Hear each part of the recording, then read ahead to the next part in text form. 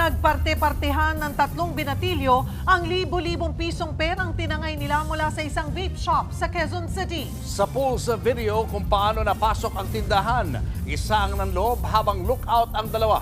Nasa frontline ng balitang yan si Hannibal Talete. Kita sa kuha ng CCTV na nakatambay ang tatlong lalaki sa labas ng vape shop sa Katipunan Avenue sa Quezon City. Maya-maya, pumuesto ang dalawang nagsilbing lookout sa planong nakawan ng shop. Humiga ang isa habang umupo ang isa pa. Sa isa pa nilang kasama, pumasok sa loob ng vape shop. Pinagdadampot niya ang ilang vape products. Binuksan niya rin ang isang cabinet at nilimas ang laman ng kaha.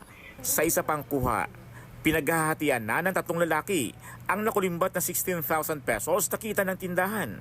Nadiskubre na lang ng mga empleyado ang pagnanakaw nang pumasok sila kinaumagahan. Nakita rin po yung pintuan na basag na rin po yung mga salamin. At yung mga gamit po sa loob ay mga bukas at nagkagulo-gulo na po. Sa tulong ng mga kuha ng CCTV, natunton at hinuli ang tatlong magnanakaw na pawang mga minor de edad pala. Ang pumasok sa loob ng shop ay 13 anyos lang, habang ang mga lookout ay 14 at 16 anyos.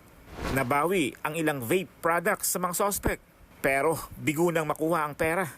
Sinampahan ng reklamong robbery ang 16 anyos na lalaki na napag-alamang dati nang nasangkot sa pagnanakaw. Isa sa ilalim naman sa counseling ng social worker ang dalawa pang kasabwat. Nagbabalita mula sa frontline, Hannibal Talete, News 5. Mga kapatid, Julius Babaw po. Iba na ang may alam at may pakialam sa panahon ngayon. Para sa frontline ng mga balita, mag-follow at mag-subscribe sa social media pages ng News 5.